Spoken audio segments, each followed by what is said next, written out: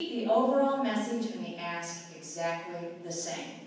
If you have different people asking for different things, it dilutes your message, and legislators will think that you are not on the same page. How do I know this? Because it happened to me. I used to work for a pharmacy, and there's a lot of pharmacy groups here in the state of Texas. You have independent pharmacists and the big chain pharmacies.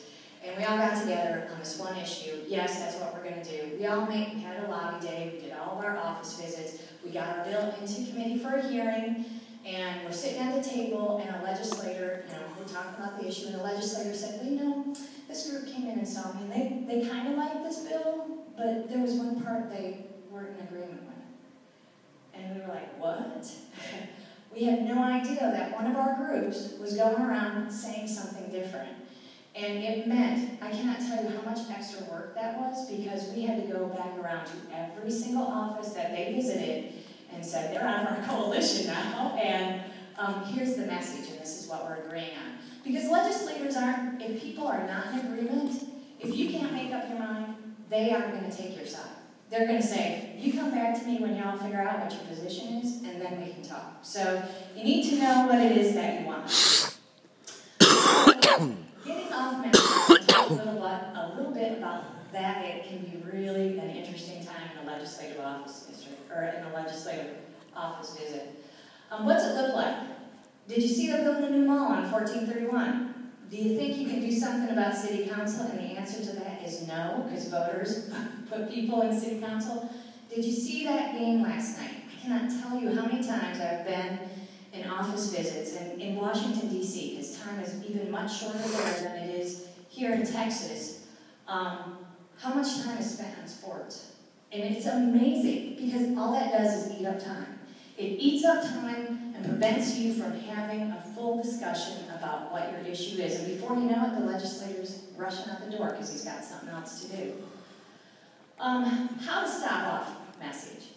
People in the meeting, stay focused and don't wander. But if someone does, politely steer the conversation back. Don't say, hey, okay, we're not here to talk about that. Just politely steer it back. Try to sit down before all your meetings and figure out what it is you're going to say. That's really important. Don't go in there without not having a game plan. Make sure you know your talking points, and if the conversation veers away, try something like, I'm sure that mall's going to be great, but we're here today to talk to you about the issues of our industry. And that's a really nice, polite way to pull it back. And yes, I've had to do that, and it's very interesting. Again, you should always have one person from the district. Try not to have more than 3 or 4 people in a legislative office visit, especially at the Capitol. Those offices are small.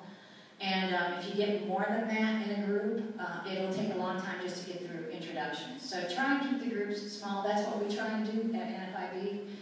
Usually we have about 2 to 3 people in our groups. You can try and make appointments ahead of time. That's really challenging during session because they're running around all crazy. But if you do get an appointment, don't be late.